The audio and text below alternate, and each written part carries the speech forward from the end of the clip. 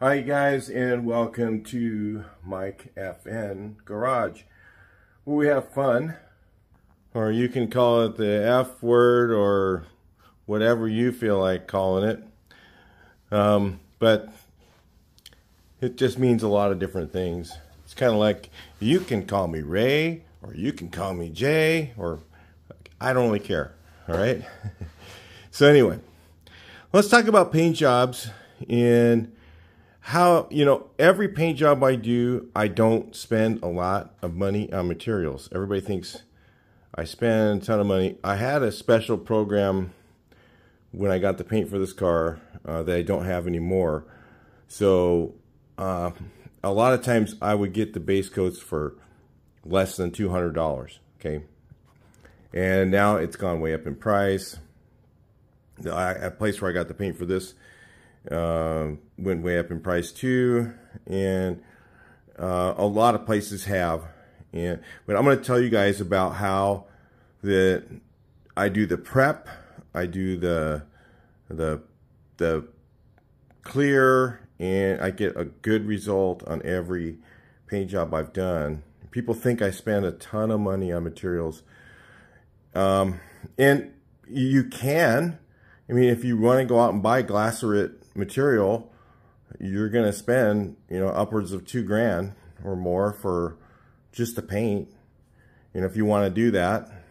But this looks just as good. I mean, if I was in a good environment, I could have got this to look exactly the same as using Glycerin.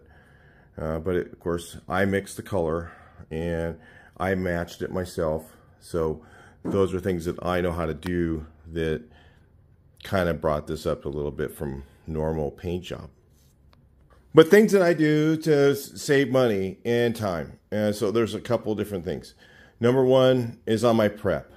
I will prep a car with anywhere between 220 final sand, depending on the result I'm looking for, depending on the color. So if it's like silver, silver's going to show sanding scratches worse than anything.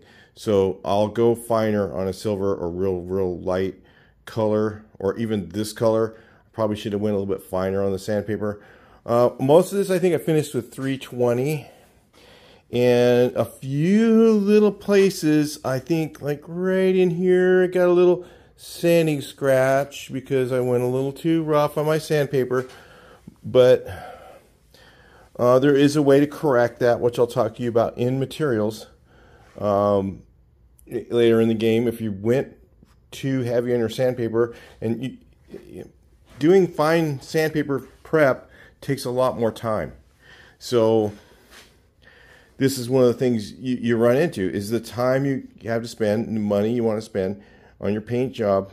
It depends on, you can get a better result if you go with finer paper. So I could probably get another 5% result on this car with finer sandpaper on my final sand. We went through and just did everything one more time. Okay, but that's just one more time. So that means I got to do it with the whole car with a fine paper, which takes a lot more time. I went to like 600 grit final sand and really spent 3 or 4 days sanding the final sandpaper just to do that. Okay, so your final sand you can do with a little bit heavier grit, and there's also ways to fill that in. And a lot of guys I've talked to that even are painters in body shops, they don't know this because they don't do this kind of thing. They're not doing a long-term project like some of you guys are, and they will get sanding scratch in it and they're like, it doesn't work. Okay, so they have different, it's just a different environment. So ways you can get the sanding scratch out.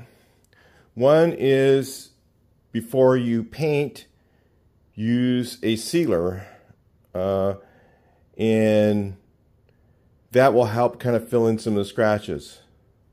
Another way you can do it is buy some of these cheap base coats. You can get these on eBay, and paint the car. Take maybe a couple different gallons of it, depends on how much you're doing.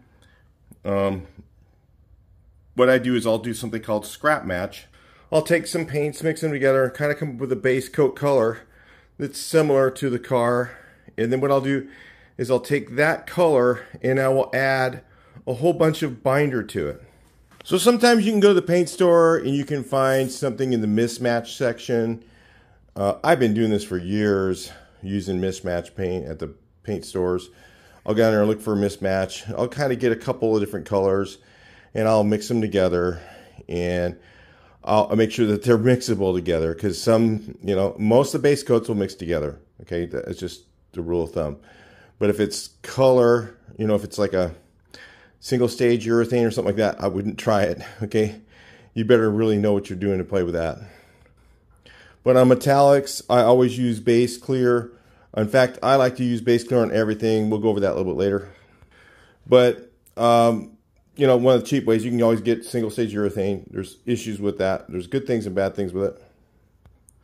But if you stick with metallics, okay, or with you're going with base coats, you can mix them together, come up with a color that's close, paint the whole car with that, and add 50% or more binder. And binder, what binder is basically, it's a base coat that's clear.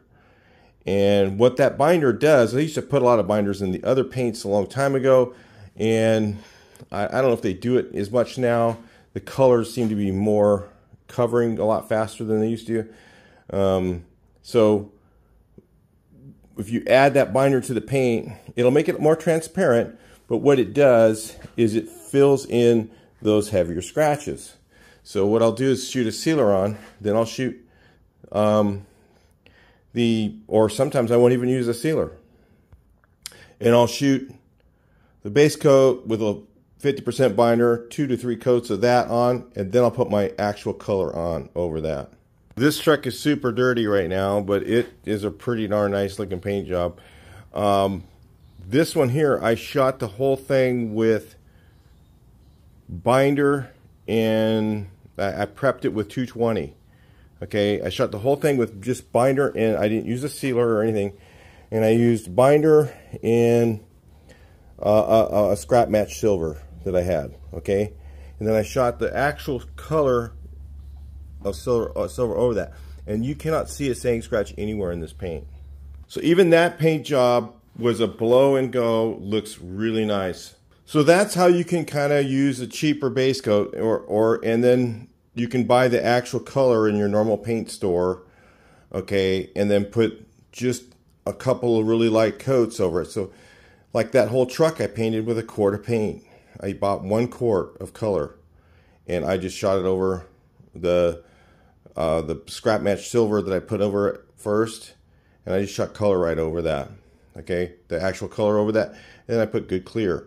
Now the trick is getting good clear, and the other thing is getting good clear cheap. So this is where you got to spend. You can spend a lot of money. So like a lot of your clears are going to be, you know, a good clear in California is about $400 a gallon, and in other states you can find something easily for $200 that does the same thing. So there's some decent ones, and finding them is a little trickier than, you know, a good 2.1 VOC clear. One of them is by a company that's in German. It's a German company called Chameleon. And, you know, it's always best if you can look on a website that will actually tell you the percentage of solids that's in the clear. Knowing when a clear is good, part of that is the type of solids they use and the amount of them that they put in it. Clears that are really not very good, okay, you don't want to put a cheap clear on, because the clear is what makes the paint job. If the color's right, if it's the right color, like getting the color right on this was really tricky, okay, but I got the color right because I know how to match. Okay, I'd done it for years, and they sent me a terrible match. I ordered it and it was off, way off, so I had to fix it myself, and I know how to do that. That's why this paint job is going to look amazing to people. They're going to be like, wow, it's the right color, and it's got a really nice finish to it. Clears that I don't like are the ones, a lot of them you'll see them for about $100 in California. And some of them are like one called, I think, Acme Finish 1. Not good.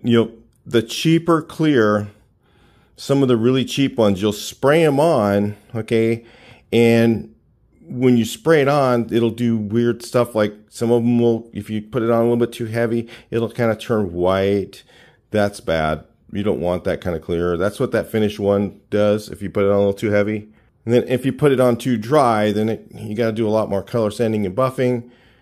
And another thing guys will do is they'll add reducer to the clear to get it to look smoother. And yeah, that'll work, but that paint job is going to fail very quickly if you do that.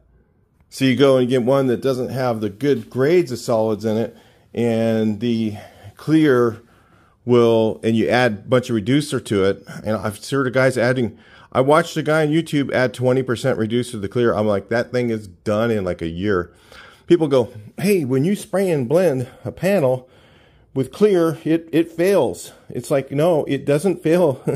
The reason it failed probably because the guy had, cheap clear when he did it, and he reduced it, and all the wrong things, okay? That's why stuff happens. And so people go, oh, you can't do this and can't do that. Well, they learn a lot of habits from doing something really, really wrong. If you stick with the things, don't add reducer to the clear, okay? If your spray gun won't spray it, get a better spray gun. That's what it is. That's what you need. You can't go and just put reducer in it. That's what clear, I learned that stuff a long time ago. Never add reducer to the clear. Unless the clear specifies on the can, on the spec sheet, to add 5% or 10% reducer, then you can add a maximum of what it says. Maximum. That does not mean if it says add 10%, I'm going to add 20. No. If it says 10%, that means a maximum of 10%. It's better if you stay with about 5. Okay? I'm just telling you, those are the key things. That's where a lot of guys get paint failures. And yeah, they get a really nice finish. The thing looks great. But, oh, I'll sand it down, I'll put another coat of clear on. Nope. Still going to fail. When you spray it, it atomizes whatever that stuff is that's in it that makes it last. And it just won't last. So you can't get more coats on it and all that other stuff to get the same results. It just doesn't work. I don't know why. It just doesn't. I'm not a chemist. I just have experience doing this kind of thing.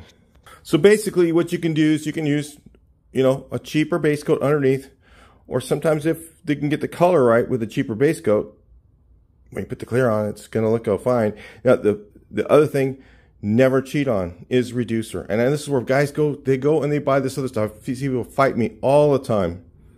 They use lacquer thinner or acetone because it says on the can, that it's can be used as a reducer. That doesn't mean that it's a reducer, okay? That means that it can be used as a reducer VOC legally. It doesn't mean that it's going to work well. If you add that stuff to metallic paints, you're going to have mottle all over the place. You're going to have all kinds of trouble trying to get that to look right. If it's a urethane paint, make sure it says on it urethane reducer, not can be used as a reducer, not acetone. If you open up the can and you pour it on your hand and it's cold feeling your hands, that reducer is junk. It needs to feel kind of oily feeling. It's kind of weird. It needs to feel like normal, like it's not cold. That means it's evaporating super fast. That means it's got tons of acetone in it. You don't want that to reduce your paint. So on your base coat, you got to use a good reducer. You can't use garbage. You can go and ruin a good quart of paint with cheap reducer. Now you're clear. Let's talk about that. How to get a good one. There's a good website that sells a ton of clears, and they're in Nevada. Okay, they do sell California compliant clear. They also sell some stuff that isn't, and this is going to be for everybody because some of you guys are not in California where you got to abide by certain rules, and everywhere you got rules, and you need to know what the rules are and follow them. I'm not telling you not to do that. So if you look on their website, they have a good 50 statewide, or not 50 statewide brand, or a good 50 statewide brand is Chameleon. Okay, Chameleon. I think that's how you spell it. Chameleon. It's German made. They have several grades of it. Now, if you really want the best stuff, you look at the ones that say, 56%, 59% solids. You can't buy those ones in California, though. Just so you know, they're not, it's not legal in California. But they have those, and they actually have them listed on their website how many percentage of solids it is. So they do have one. The Chameleon does make one that's California compliant too. So it's not as much solids. So you get what you can get. You get the best one you can. And they are actually really good high solids clears. They're not cheap stuff. And they're way, way, way cheaper than anything you can buy in California. And it's California compliant, legal. Again, read disclaimers and all that stuff from their website. They have all that stuff. There's ones they won't ship or whatever. Read disclaimers. That's all I can tell you. Now, if you're in another state, there's another brand that's very inexpensive. They have one called Kapci, Kapci. And a lot of guys in Europe are using it, and it works good. It's made, I think, it's, where's the pyramid? In Egypt, I think. It's where it's made, I think, in Egypt. And it's relatively inexpensive. It's definitely different to spray. I can't say how I know how to spray it, but I'm just telling you, that one works really, really well. It sprays almost like if you've ever sprayed the old DuPont Centauri, which was really easy to spray. You could just keep going. It would just keep melting in and look really nice and smooth. It sprays almost like that. It's a high solids clear. Okay, very easy to spray. It doesn't like the fisheye. It goes on really nice. And they also have at that website their own Kapci base coat too. So if it's legal to buy it where you're at, they have that there as well. Any color, the price is unbelievable. It's decent base coat. It's not junk. It's pretty nice stuff. It's not like, if you get a really cheap base coat, a lot of times, especially like if you go to like a big brand, say if you go to PPG and you get their Omni, that stuff's like full of binder. You can't add binder to that. That one's already like, I don't know, 75% binder or more. I don't know what it is, but it's a lot of binder. And, so you have to think about that as well. So coverage. So their base coat's got a really high solids and good coverage for the price. If you're in a state that you can do that, that stuff's good too. But if you look on their website, they have a few different ones. I have never tried the Silco. I don't know what that one's like, but I think it is pretty good. They have that. They have another one. If you've tried Silco and you use it, it's a good place to put a comment below. If you tried it and said, man, that stuff really was silky smooth and nice and super thick, let us know in the comments, because I don't know. But I know that Chameleon stuff is really good. And I know that the Kapci, Kapci 6030, it's supposed to be like their medium. They have a higher solids clear, but it's a pretty high solids, but it sprays like a medium. So I don't know how to explain that, but it's a real smooth finish. They call it like a glamour clear. So you can get this kind of result with that clear. Okay, you put on finish 1 on here, and it ain't gonna look like that, guys. It's not gonna look like that. Okay, you get Acme finish 1, you get, I don't know, some other cheap ones that they have around here. You're not going to get that rich, super high gloss shine. You're just, and then when you're done, you do the rest with color sand and buff. Now, okay, we didn't really talk about single stage urethane. And if you're using a solid color, okay, you can use single stage urethane. Now, the problems with single stage urethane are you're going to have to put additional coats on to be able to cover, to do your color sand and buff. And you're going to be sanding off color. So when you're doing your paint job at home or whatever, you're sanding off color, and color is money. Color is the most expensive thing. To get color on a car is the most expensive part. Okay, the clears are always much cheaper than the color. So you can use the single stage urethane, but how many of you guys, when you go to assemble your car, you screw up, or you get your kid's bike scratches your car, right? So if you use single stage urethane on a solid color, I would not use it on a metallic. If you use it on a metallic, you can't color sand and buff that. It's not going to look good. It's going to look terrible. Okay, you can't color sand and buff it. So if you got to use, if it's a metallic finish, I always did base coat clear coat. I've done that since early 80s when I was using Glassaret or Glasso Max. Back then it wasn't Glassaret. They didn't have it yet. Glasso Max, we'd use that as a base, and RM Meracryl, those were really good. The MC 1000 clear we used to use back then was really good stuff. Okay, that's stuff I used back in the 80s. And the problem with using the single stage urethane is when you go to touch it up, you've got to paint the entire panel. So let's say you get a scratch right here, big old scratch. Now you got to paint that whole fender. 2, 3, 4 coats, probably 4 coats, because you have to sand one off and buff it. So you have to buy extra material. And a lot of times when you go to repaint that, it doesn't even match itself. Even when you use the same paint, you mix it all up and everything else, and you go to paint it, it doesn't match. You know, you can also say, well, you could do spray and blend. You could just do this and then spray it out and blend it. Well, if it doesn't match, and then you go to buff it later, wherever you melted it in with your spray can. This here is a spray can blender. All this stuff's done in spray cans now, guys. This is a clear blender, but it works good for also for doing single stage urethane. You can use it, it'll work.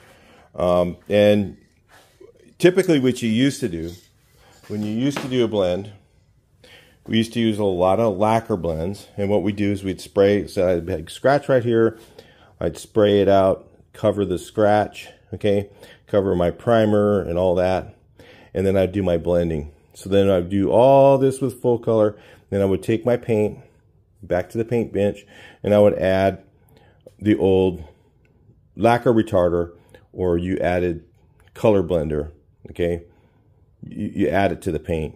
And then what you do is you'd spray out, leave this area here kind of alone, you'd spray your area around it, okay?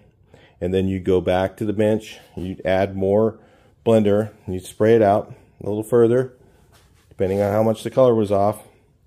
And then what you do is you go back to the bench and you get full blender, take all the paint out, clean it out, get nice blender, and you just do the rest, dust it around, blow with air, okay? That's how stuff was done back in the old days. And now with lacquer, it would melt the old, so we'd use something called, I used to use a lacquer reducer called PNT 90. If you want to look that one up, that's really old school. We used to use RM PNT 90 retarder, or it was a slow reducer. And that was what I used to do blend panels, okay, back then. You could use that, spray it. Sometimes I'd even do enamel with that. But I liked using the regular color blender. They used to have that. And I don't even know if they even make it anymore. I think they do. It doesn't work the same. But it used to totally melt the finish over this area. And it would just go into it. Okay. This stuff, that's what this kind of does. Okay. This helps melt the clear. Okay. So that the new clear can kind of melt into the existing, all right? So it kind of becomes one, all right? So with color, if you go to buff that, little by little, the color's going to come off, and you could do what they call a cut through. You'll cut through the blend. You'll cut through the blend and look like crap. Okay? With clear, if you cut through the clear, you're into the other clear. It's unnoticeable. You can't see it. All right? Eventually, it might fail, but it's going to be a very long time from now. If the car's kept in the garage, it's probably never going to fail. If it's, you know, in the sun on the top of a panel, that's when you got to make a decision, decide, you know, sometimes what I would do is just re-clear the whole thing or whatever. Some guys will only do it that way. It's fine. It doesn't really matter. I don't know. I got friends that have done it for years on top panels, stuff like that, and it's lasted a very, very long time, the life of the paint job. If you don't reduce the clear. Guys go and they do it, and they cut the clear like you did the old blend panel. You spray the clear on, and then you would add reducer to the clear, and nope, it's going to fail. Done. It's over. You only use this stuff. That's it. You let this stuff, you spray it. It's weird. You spray it on, it's like overspray, lumpy overspray, and you spray this on there, and it levels it. It works. And then you blow it with air afterwards. If you put too much of that stuff on, you know, runs and weird stuff. But you put it on a little bit and you blow it with air. You blow it, let it kind of set, and then you put a little more on, spray a little more on, blow it with air until you see it kind of level itself. And it works. So the problem isn't the paint job when you use single stage urethane. It's the touch-ups. It's like, oh yeah, I will never screw up putting my car together. Oh, you're way better than me. I scratch. I'm going to scratch it. There's no way. I already know I'm going to scratch it. And I don't get freaked out about it because I know I'm going to do it. And you know what? Then I just fix it. It's no big thing. And I'm using base coat, clear coat, so that I can fix it easily. That's why I use it. That's why I don't use single stage urethane anymore. It's not because, and people go, oh, the old base coats are better than the single stage, or it's better than the two stage because it lasts, because I can repolish it. When that thing needs to be repolished like that, it's already toast. The color's gone. If you take care of either one of them, they're going to last the same amount of time. You're not going to get more years out of a single stage urethane paint job. You just won't. It won't. If you take care of it. If you use a good clear and you take care of it and use a good single stage urethane, they're going to last the same amount of time. And you might say, well, somebody goes, well, you know, but when mine's like really faded, I can get out there and repolish it and it looks new. What, for how long? A couple months? Yeah. And it's already done. The paint's wasted. It's making you feel like you've got something. You don't. It's just, you know, the paint's done. So the point of using the single stage to me is gone. When it was lacquer, I could touch this up, I could scratch this, and I could blend it, and it would last 20 years. You'd never see the blend. It would work, okay? But when it's urethane, acrylic enamels, all this stuff they have now, it's not the same. It doesn't last the same. And when you blend it, you have to reduce it, right? Remember what I was saying? You reduce it and blend it out. See, with base coat, you reduce it and blend it out to keep the color right, all right? On a scratch or whatever, you reduce it and blend it out. And you're putting clear over it, and the clear does the protection. And when you do the other, that sucker is exposed to the atmosphere. Now you've got super, super, super thin paint on your blend areas, and nope, they're going to fail. Those blend areas are going to fail quicker than they will with base clear. So that's why I use clear coat on everything now. I just started doing that because it just made sense. I started thinking about it, you know, and the old school part of me did everything single stage when I was doing like solid colors, and then after 10 years you get a scratch and you learn. Okay, that's why I do it that way, because I'm 59 years old, and I've been around the block, and I've already done that, okay? And I learned, well, this is just better, okay? That's why I do it. So anyway, those are a couple of little pointers for you guys doing your own paint jobs, places to get stuff, ways to get around some of the prep issues that you might have. And yeah, are you going to get the same results if you use a heavier grit sandpaper for your final sand as you are with a finer? Maybe, maybe not. It's possible. But sometimes you might see a little sanding scratch here and there. There's a couple of sanding scratches in this car. Do I care? No, it looks beautiful. I don't care. Yeah, a couple little spots. I mean, yeah, you get them a right angle. You can see a couple. Not much. You have to be really looking and know that they're there. And be really, really observant to notice it. And for the extra work, and I've even done it when I did the finer paper before, and I still got sanding scratches. Because I put on the coats lighter, I didn't bury it like I did trying to really cover the scratches. I thought, oh, it's covered already, so it should be fine. And then sanding scratches showed up. So I've gotten them even worse because I sanded with finer paper. I don't know if that makes sense to you, but anyway, because I was figuring it's okay, don't worry about it, right? Okay, nope, they showed up. So anyway, stuff I want to talk to you guys about. I figured I might make a video on this and might help you guys figure out where to get some good materials cheap, because things are tight right now. I'll talk to you in the next video. Please like, share, and subscribe.